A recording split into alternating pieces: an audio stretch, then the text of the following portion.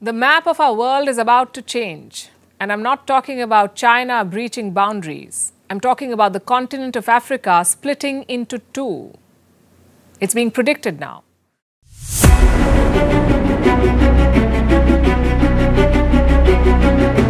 Nahahati na ang Africa at narito ang mga mangyayari. Sa video na ito ay tatalakayin natin ang dahilan kung bakit nahahati na ang Africa at FYI, ang ganitong klaseng phenomena ay nangyayari kada 100 million years. At dahil mind-blowing ang paksa natin ngayon ay makinig kang mabuti dahil siksik sa kaalaman ang bidyong ito na hinanda ko para sa'yo at para naman maunawaan mo itong mabuti. Kaya naman simulan na natin. Noong 2018 ay nahati sa dalawang Africa at tama ang pagkakarinig mo at ayon sa mga eksperto kapag nahati na ang Africa ay isang panibagong formation ng karagatan ang mabubuo.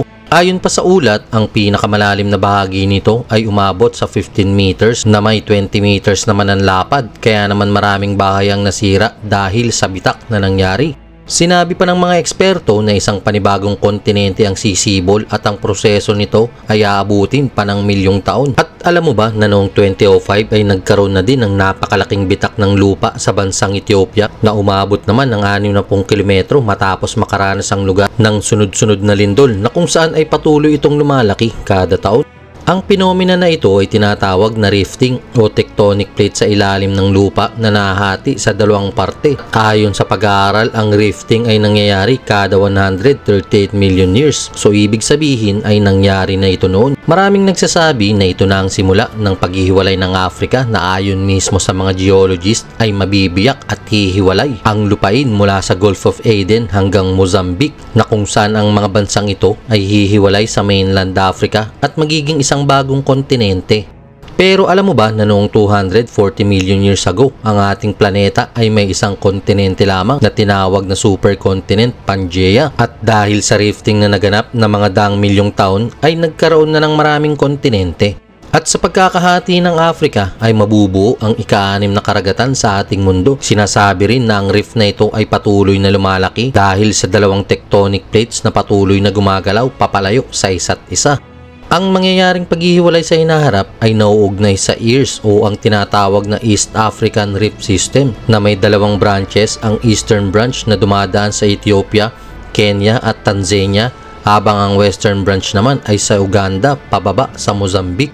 Ayon mismo sa mga siyentipiko, ang EARS ay nabuo 22 million years na ang nakalilipas at hindi pa matiyak kung saan banda mahahati ang Africa dahil kasi noong 2005 ay nasa 300 kilometers pa lang ang crack ng Africa pero noong nakarang taon ay nasa 3,000 kilometro na ang haba nito na siya ring tinuring na isa sa pinakamalaking crack ng mundo. Kung sakaling sa West Branch ito mahahati ay mabubuo ang isang bagong kontinente na kinabibilangan ng Somalia, Kenya, Uganda at Tanzania at iba pang African countries na kung saan isa pang ocean basin ang lilitaw tulad ng Red Sea na kalaunay pwede pang lumaki para maging isang maliit na bersyon ng Atlantic Ocean.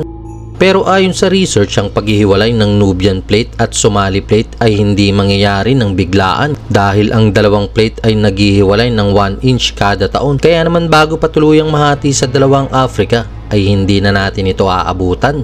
Ito ay dahil maaari pa itong abuti ng hindi ibababa sa 5 milyong taon mula ngayon pero ang pinomena na ito ay matagal nang alam ng mga geologists at nitong ang nakalipas na dekada ay tila naging aktibo ang East African Rift System na indikasyon ng pagpapatunay sa prediksyon ng mga siyentipiko.